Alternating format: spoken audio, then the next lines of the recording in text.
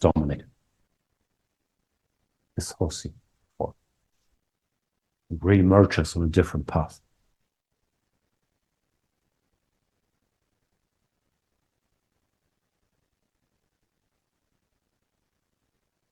It's going to do it.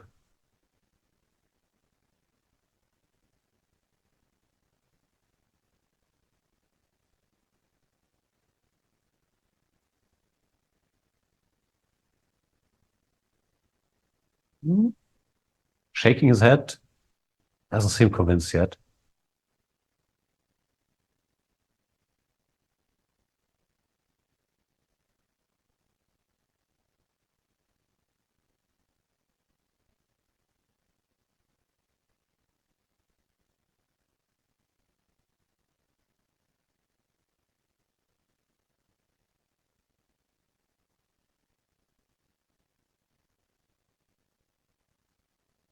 Rook b3 played.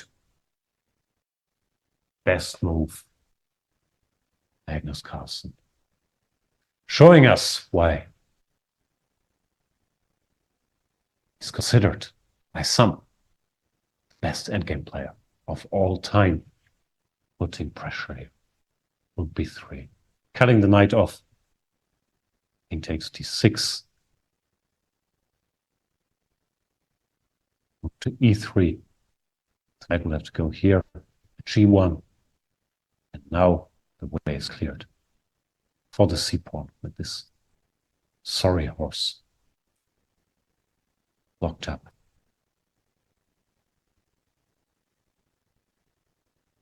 C-pawn just runs.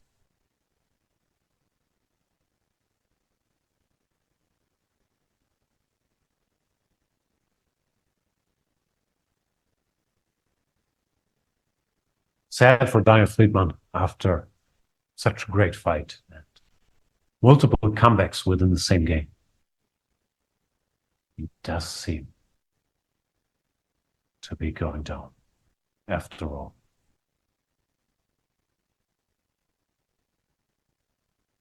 But of course, gotta give credit to Magnus as well, who, yeah, missed some chances, but always found ways to keep the game going, create new problems. That's why he's the best. And all of this after this blunder here in round 1 against Laporte. Carlsen starting with 2 black games here. But if he manages to win this one, the damage has been admitted. Meanwhile, Vincent Keimer is still trying to convert his extra pawn against Maxime Vachier-Lagrave, moving his knight to all the squares on the board. The problem is it's hard to threaten anything. Even here, once the h-pawn gets rolling, it's still not really going to queen as long as the knight covers the h8 square. Sorry, the h8 square is here. The king can always come back to help. It's like black is in time. Vincent now does go h6. He had to try it at some point. I bring the king back, putting the knight in the corner, and going after the pawn. Seems to save half point. Yeah, Maxime Vachier-Lagrave, tremendous defender. Used to all these terrible Grunfeld endgames. He's incredibly good at keeping things together.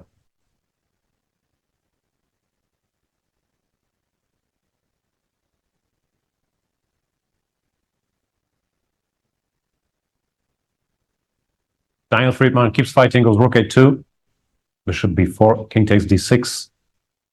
Still not making life easy, but now Carlsen is in the zone, goes rook d3 check, blocking the king away into c6, and he activates his king. Strictly only moves, even rook d3 and king g5, show how close this is, which I still can't even process it, can't just read out. Carlsen seems very dedicated to not let go. King g4, king c4, Now rook d1 keeps the king cut off and also the knight. Beautiful domination, actually. All the pieces are teaming up to control his knight squares. Next would be king to f3. Well, does look like the job is done.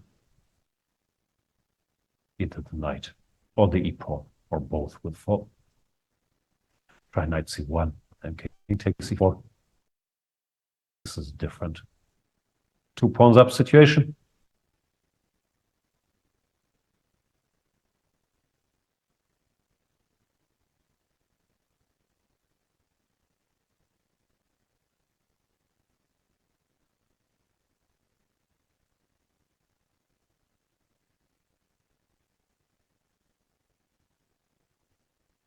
Yeah, big fight by Giant Fridman, showing his class. And yet, Magnus Carlsen manages to grind him down here. Now, yeah, I think there's no more chance for Daniel. King takes c4 plate. Rook e2, king f3. So he has to try jump with the knight. Oh, this pawn is too fast, let's say. King f3 or king e3. And it takes, I can just take. We have a one rook endgame. With his king cut off, this pawn just runs.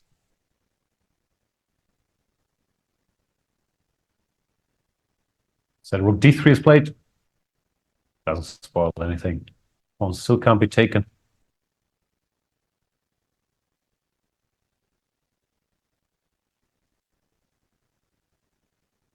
Still boxed out. e3 is his point. Now you can take, then run with the e-pawn or go king f3 directly. But yeah, Carlsen takes, doesn't hesitate. He's got this figured out. King f3, knight g1, king g2, knight e2, king f2. Yeah, four.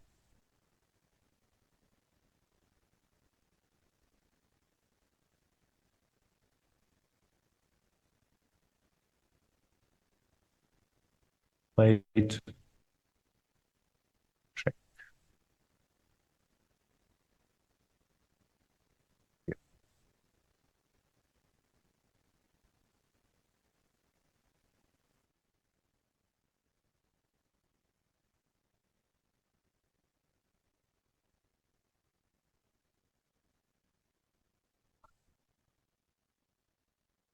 Tough game for him. After such a comeback.